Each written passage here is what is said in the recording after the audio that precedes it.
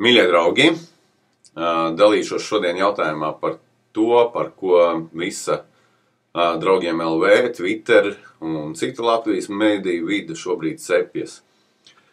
Domāju, ka cepjas nepamatoti, jo jautājums ir savā būtībā pilnīgi absurds. Un, ja mēs uzskatām, ka referendums par otru valsts valodu Latvijā neatbilst šīs valsts ideiskajai būtībai un pamatnostādnēm, ja mēs uzskatām, ka tas ir antikonstitucionāls, tad mums visiem kā vienam vajadzētu ignorēt to.